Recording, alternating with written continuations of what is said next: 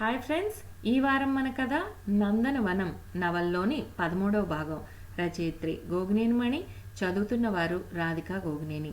మరి 13వ భాగంలోకి వెళ్లే ముందు ఇప్పటిదాకా జరిగిన కథ ఏమిటో చూద్దామా? భద్రయ్య అనే పెద్దాయన ప్రవర్తన కొంచెం అభిమానంగాను కొంచెం అనుమానంగాను ఉన్నట్లు శ్రీవల్లికి అనిపిస్తుంది. సుబ్బయ్య గారు రైతుల సమస్యలు, మార్కెట్లో గిట్టుబాటు ధర రాకపోవటం లాంటివి ఎలా అరికట్టాలా అని ఆలోచన చేస్తూ పరిశ్రమ బదులు తను ఆ ఊరిలో సేకరించిన స్థలంలో కోల్డ్ స్టోరేజీ పెడితే బాగుంటుందని భావిస్తారు. సూర్యం కాలేజీకి వెళ్లకుండా ఊరిలో తన పనుల్లో సహాయం చేయాలనుకోవటం సుబ్బయ్య గారికి నచ్చదు. గతంలో సుబ్బయ్య నాన్నగారు అరుగులబడి అయ్యవారిగా పేరుగాంచిన సుబ్బయ్య తాతగారి గొప్పతనాన్ని వివరిస్తూ తాతగారు పేరుకి తగిన అర్హతను సంపాదించుకోవాలని కొడుక్కి వివరిస్తాడు. అంతేకాకుండా ఊరిలో కులమతాల తారతమ్యం లేకుండా చేయాలని కూడా కోరుతాడు. అందుకే కులాల దురభిమానం రూపుమాపాలని, తాతగారి పేరు నిలబెట్టాలని తమ దంపతులు ఆ ఊరిలోనే మకాం పెట్టి ఆ ఊరి జనాలలో పరివర్తన తీసుకురావాలని అనుకుంటున్నట్టు సూర్యంతో చెప్తాడు సుబ్బయ్య. ఈ ఆశయ సాధనలో సూర్యం కూడా సహకరించాలని, కానీ చదువు పూర్తి అయ్యాకనే అని కూడా చెబుతాడు. సూర్యం సంతోషంగా అంగీకరించి కాలేజీకి వెళ్తాడు. ఆ తర్వాత ఏం జరిగిందో 13వ భాగంలో వినండి. విన్నారుగా, ఇక కథలోకి వెళ్దామా? నందనవనం నవల్లోని 13వ భాగం. ఉదయమే లేచి తన పనులన్నీ ముగించుకుని రెడీ అయి బయలుదేరుతున్న కొడుకుని చూసి ఎక్కడికి అని కళ్ళతోనే ప్రశ్నించింది శ్రీవల్లి. నేను సాయంకాలానికే వస్తాను, మధ్యాహ్నం భోజనానికి ఇంటికి రానమ్మా. అదే మీ నాన్నతో కలిసి టిఫిన్ కూడా చేయవా? సూర్యం కూడా వెళ్ళిపోయాడా? ఒక్కరే తింటాం మీ నాన్నకు ఇష్టం ఉండదు అంటూ నిట్టూర్చింది. నువ్వుంటావుగా అమ్మా, వడ్డం లాంటివన్నీ వదిలేసేయి. ఇద్దరూ అన్నీ దగ్గరే పెట్టుకుని చక్కగా కలిసి తింటే బాగుంటుంది కదా. అది అలవాటు చేసుకోవాలి ముందు. నేను చదువుకొని వేరే ఊళ్ళో ఉంటున్నప్పుడు అందరం కలిసి అన్నది కుదరలేదుగా. అందుకని నువ్వు ఉన్నప్పుడు వేరే చోట ఉన్నట్లుగా అనుకోవాలా? ఈ కొన్ని రోజులు అయినా వీలైనంత సమయం నీ మాటలు వింటూ ఉండాలనిపించదా? ఎదిగిన కొడుకుతో కలిసి పనిచేయటం, ఆఖరికి టిఫిను భోజనం లాంటివైనా కుదరటం లేదు. మీ నాన్నకు ఎంత ఇదిగా ఉంటుందో తెలుసునా? రామం ఫక్కు నవ్వాడు. అమ్మా, నీకు తెలిసినా తెలియనట్లు చెప్తున్నావు కానీ నీ ముచ్చట్లు వింటూ తినటం నాన్నకి ఇంకా ఇదిగా ఉంటుందని తెలుసులే అన్నాడు. ఆవిడ అదేం పట్టించుకోకుండా అసలు ఇంతకీ ఎక్కడికి అని ఆరా తీసింది. కొత్తగా అడుగుతున్నావే? రోజు 1.5 ప్రయాణం చేసి ఆ టౌన్లో బ్యాంకుల చుట్టూ తిరగడంతోనే సరిపోతోంది. ఈ పనుల్లో పడి మధ్యాహ్నం భోజనం మానేస్తున్నావా? ఆవిడ ఆందోళనలో పడింది. అప్పుడే అక్కడికి వచ్చిన ఆయన వారి మాటలన్నీ విన్నట్లుగా శ్రీవల్లితో అన్నాడు. నీ చేతి వంట తినకపోతే మానేసినట్లేనా? ఆ ఊళ్ళో చాలా మంచి హోటల్స్ ఉన్నాయిలే అని. అవును, ఈవేళ నీకు మౌనవ్రతం కదా, కొడుకుతో ఇలా కబుర్లేసుకున్నావేంటి అంటూ ప్రశ్నార్థకంగా చూశారు. ఆ సంగతి మర్చిపోయాను చూసారా అంటూ ఆవిడ నుదురు చేతితో కొట్టుకుని, ఏముంది, అన్నింటికీ మంచిదని వారానికి రోజున అనుకున్నాం కదా, ఇంకో రోజు చేస్తే సరి అంది. రామం చూసావా, వారమంతా నాతో మాట్లాడటం ఏమిటని ఒకరోజు మౌనవ్రతం ప్రకటించింది. ఇప్పుడు నీ మీద మురిపంతో ఆ మాటే మర్చిపోయింది. పిల్లలు తల్లిని అంతలా మురిపిస్తారు, మైపరిపించగలరు అన్నమాట అంటూ ఆయన సరదాగా నవ్వాడు. రామం బయలుదేరి వెళ్తుంటే కాసేపు చూస్తూ గుమ్మం దగ్గరే నిలబడిన వాళ్ళిద్దరూ లోపలికి వెళ్ళిపోయారు. ఆవిడవి అన్ని పనులు పూర్తయి ఖాళీగా ఉన్నప్పుడు కొడుక్కు ఫోన్ చేసింది. ఈవేళ ఎండ బాగా ఎక్కువగా ఉంది, ఇంతటి ఎండలో నువ్వేం హైరాణ పడుతున్నావో అని అనిపించి వాకప్ చేద్దామని. శ్రీవల్లి మాటలకు రామం, అదేం లేదమ్మా, ఏసీ గదిలో చల్లగా హాయిగానే కూర్చున్నాలే అంటూ ఫోన్లోనే బదులిచ్చాడు. అయితే పర్వాలేదులే అంటూ స్థిమితపడినట్లుగా నిట్టూర్చింది. ఏ విషయంలోనైనా అవసరమైనప్పుడు ఆ పరమేశ్వరం గారు వాళ్ళు సాయం తీసుకుంటూ ఉండు. మీ నాన్నేమో పూర్తిగా ఈ వ్యవసాయం పనుల్లో పడిపోయారు. వాళ్ళ భాగస్వామ్యమే ఎక్కువగా ఉన్నప్పుడు నేనొక్కడే ఎందుకు తంటాలు పడతాను? ఇదిగో వాళ్ళ అమ్మాయి ఇక్కడే ఉంది, మాట్లాడతావా? ఫోన్ ఆ అమ్మాయి చేతికి ఇచ్చాడు. ఆ అమ్మాయి నవ్వు ఉట్టిపడే గొంతుతో గలగలా మాట్లాడేసింది. ఏమిటండి, మీరు మా ఇంటికి ఒకసారి వస్తా అన్నారు, రాలేదే? మీరు ఒకసారి వచ్చి మాట్లాడాక నేను పదే పదే వస్తానన్నా కదా, వచ్చి విసిగించేస్తానేమోనని రాకుండా అలా గీత గీశారా? శ్రీవల్లి నవ్వింది. వాన వెన్నెల అంటే ఎంత ఇష్టమో అలాగే నీ రాక కూడాను.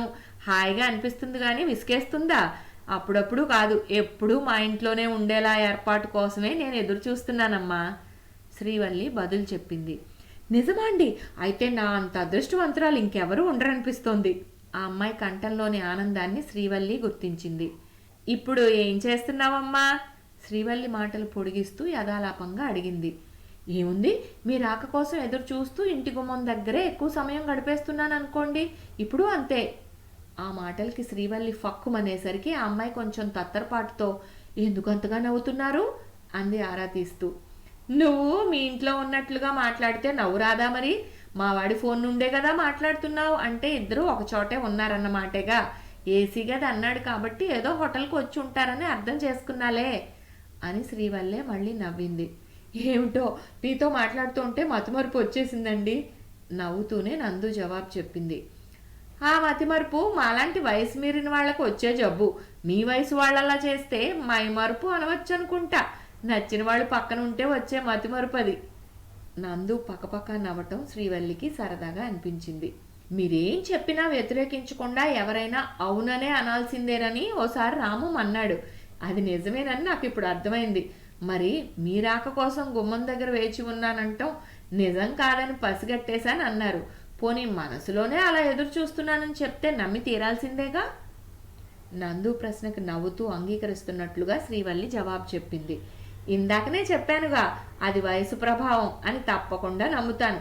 ఆ పైన ప్రేమ కూడా జత కలిస్తే చెప్పేదేముంది? ఆ తపన, ఆరాటం అన్నీ అర్థం చేసుకోగలను. అవునా, నిజమా అండి? మీకు అంతగా అర్థమవుతోందంటే మీకు అనుభవమేనని నాకు తెలిసింది.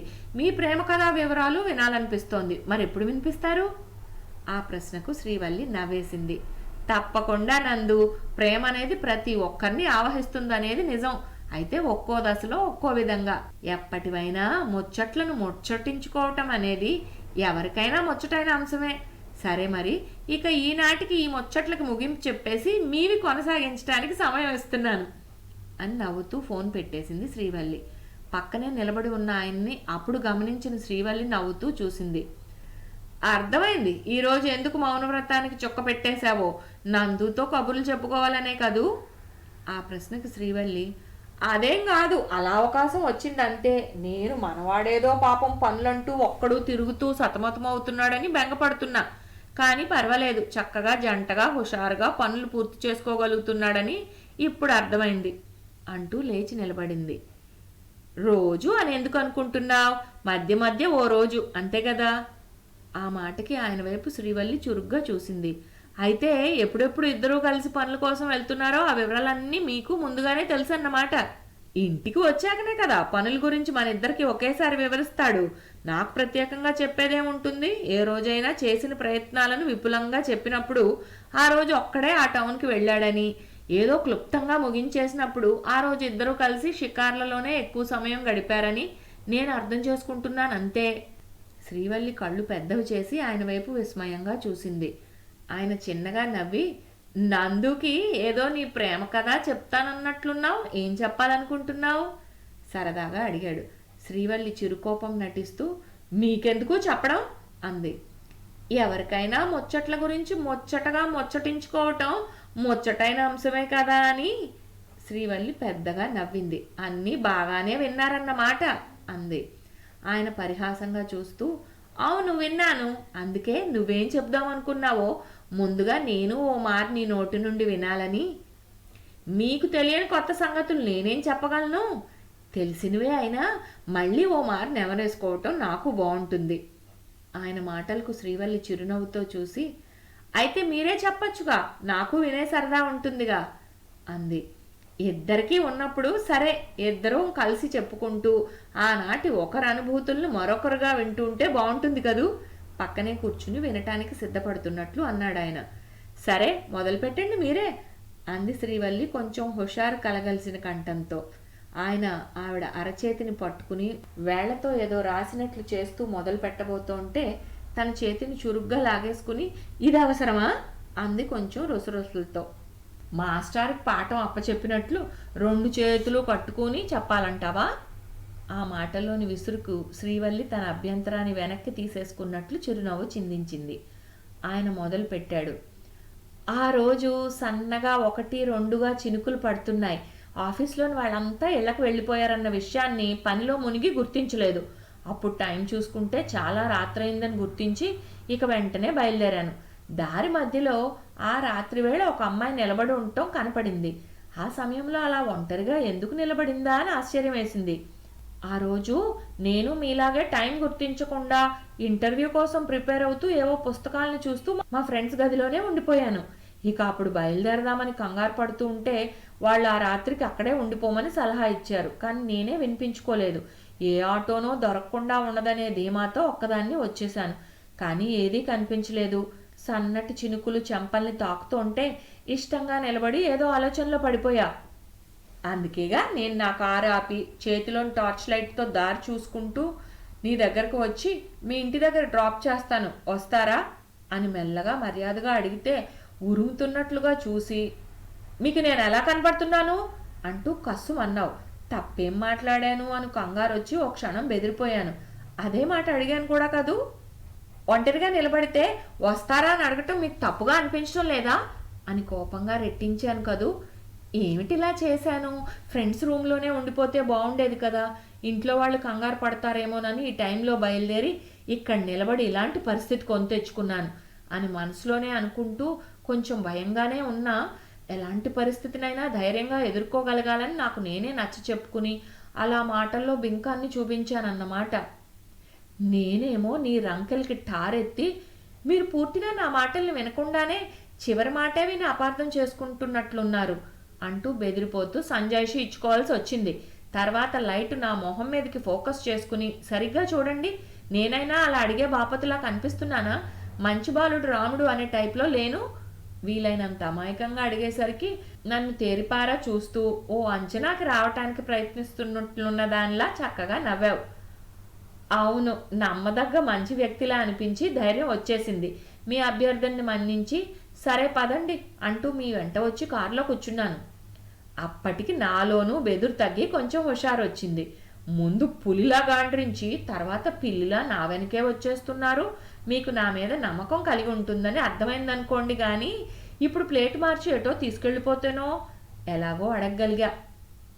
మీ తీరు మారినా నాకేం భయం లేదు, నా ప్రతాపం నేను చూపించగలను అంటూ గాంభీర్యం నటించాను కదూ. కొంతమంది ఎంతగా అనుకున్నా మర్యాద మేరలేరని నేను తెలుసుకోగలనులేండి. అయినా మీరు నాకు ధైర్యం కలిగించడం కోసం నోట్ చేసుకోండి, ఎందుకైనా మంచిది, భయం లేకుండా ఉంటుంది అంటూ మీ కారు నెంబర్ ఉన్న చోట టార్చ్ లైట్ ఫోకస్ చేశారు కదా. దాంతో నమ్మకం, గౌరవం మరింత పెరిగాయి. అందుకే నిశ్చింతగా బయలుదేరాను అనుకుంటా. తర్వాత మా ఆఫీస్లోనే ఉద్యోగాలు ఉన్నాయంటూ చెప్పబోతే మళ్ళీ కసుమన్నావు. మీరేమీ సిఫార్సు చేసి నాకు ఉద్యోగం ఇప్పించాలనుకోకండి, ఆ అవసరం నాకు లేదు అని నిక్కచ్చిగా చెప్పి నా మాటల్ని కొట్టిపారేశావు. అవును మరి, రాజమార్గంలో ఇంటర్వ్యూలో నా ప్రతిభ ద్వారానే ఉద్యోగం సంపాదించాలనేది నా కోరిక. అప్పటికింకా మా నాన్న ఉద్యోగం చేస్తున్నారు కాబట్టి నాకేమంత సంపాదించాల్సిన అవసరం వెంటనే లేకపోవడంతో అలాంటి ధీమా ఏర్పడిందనుకుంటా. కడుపు నిండిన వ్యవహారం అని నాకు అర్థమైంది. అందుకే ఇక మళ్ళీ అడగకుండా ఊరుకున్నాను. అది ఊరుకోవటం అవుతుందా? మా ఇంటి దగ్గర కాకుండా ఆ సన్నని వీధిలోకి కారు వెళ్ళదని మొదట్లోనే ఆపమన్నాగా. ఆ తర్వాత ఒకసారి నేను ఇంటి నుండి బయలుదేరి వస్తున్నప్పుడు వీధి మొదట్లో మీ కారును చూసి నా కోసమే వచ్చారనుకున్నా. ఎక్కడికి వెళ్తున్నారు అని ఆరా తీసి లిఫ్ట్ ఇస్తానంటే తిరస్కరించి బెట్టు చేయాలనుకున్నా. కానీ నా అంచనా తారుమారైంది. నేను దగ్గరకు రాకమునిపే మీ కారు రివ్వున వెళ్ళిపోయింది నన్ను వెక్కిరించినట్లుగా. మొదట నాకు కొంచెం ఆశాభంగం అయినా ఆ తర్వాత నా ఆలోచనకి నేనే నవ్వుకున్నా. ఆ రోజు నేను మాత్రం నీ గురించి వివరం తెలుసుకోవాలనే వచ్చాను. ఆ వీధి మొదట్లో ఉన్న చిన్న బడ్డీ కొట్టు దగ్గర ఏవో కొంటూ నిలబడి అక్కడికి వచ్చిన ఓ అమ్మాయిని నీ గురించి కొంచెంగా వివరించి తెలుసా అని అడిగా. అవును, ఆ అమ్మాయి నాతో చెప్పింది. నా రూపురేఖలు వివరించి చివరగా జాజి మొగ్గలా ఉంటుందని అన్నారటగా. దానికి అమ్మాయి పరిహాసంగా, జాజి మొగ్గలు కావాలంటే పూల దుకాణానికి వెళ్ళాలి కానీ ఈ కొట్టుకు ఎందుకు వచ్చారు అని నిలదీశానని చెప్పి ఎంత నవ్విందో అంటూ ఆ జ్ఞాపకంతో కాబోలు శ్రీవల్లి మళ్ళీ పకపకమంది. ఆయన చూపుల్లోకి రోషం వచ్చింది. ఆ అమ్మాయిని నేను అలా అడగనే లేదు, నిన్ను నవ్వించాలని చెప్పుంటుంది. తర్వాత ఆ మాటే నీకు చెప్పా కదా. నేను మాత్రం చూపుల్లో పొగరు, మాటల్లో వగరు ఉంటాయని హింట్ ఇచ్చాను అంతే. నీ వివరాలను సేకరించడానికి అలా తంటాలు పడాల్సి వచ్చింది. అబ్బా, అలా నీ ఫ్రెండ్స్ వివరాలు, వాళ్ళ రూము అన్నీ తెలుసుకుని వాళ్ళ ద్వారా మా ఆఫీస్లోని ఖాళీలకు నువ్వు అప్లై చేసేటట్లుగా చేసి నీకు ఉద్యోగం ఇచ్చి ఏదో సాధించిన సంతృప్తితో సంతోషించాను. ఇలా వాళ్ళ ద్వారా ఇంత తతంగం జరిగిందని తెలుసుకోలేక నా తెలివితేటల గుర్తింపు ద్వారానే వచ్చిందనుకుని మురిసిపోయా. మిమ్మల్ని ఆ ఆఫీస్లో చూశాక మీ వివరాలన్నీ తెలిసాక ఇలా ఎందుకు చేయడం అని కోపంగా నిలదీశా కూడా కదా. అప్లై చేయించడం వరకే చేయాలనుకున్నా, అలాగే చేశా కూడా. మీ ప్రతిభ ద్వారా మాత్రమే సెలెక్ట్ అయ్యారనే విషయాన్ని నీకు నచ్చ చెప్పడానికి ఎంత కష్టపడాల్సి వచ్చిందో. ఒకవేళ నిజంగా అలా చేసి ఉన్నా అది నా మీద ఉన్న ప్రేమతోనే కదా. అది సంతోషించాల్సిన సంగతే తప్ప కోపం ఎందుకని నాకు నేనే నచ్చ చెప్పుకుని నాతో పరిచయం చేసుకోవాలనే మీ ఉత్సాహానికి పచ్చ జెండా ఊపేశా.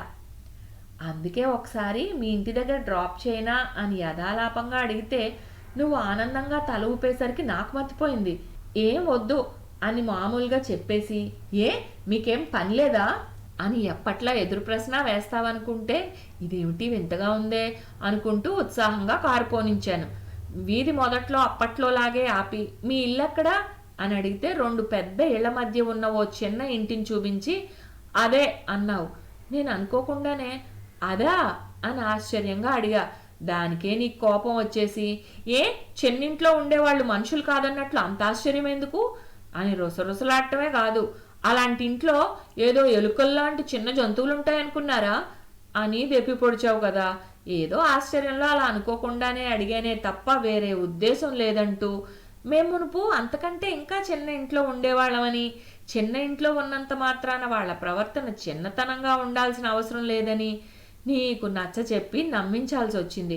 నీ కోపం చల్లారి నువ్వు చల్లగా నవ్వే వరకు స్థిమిత పడలేకపోయాను. మరి ఇంతటితో నందనవనం సీరియల్లోని 13వ భాగం సమాప్తం. వచ్చే వారం 14వ భాగంతో కలుద్దాం.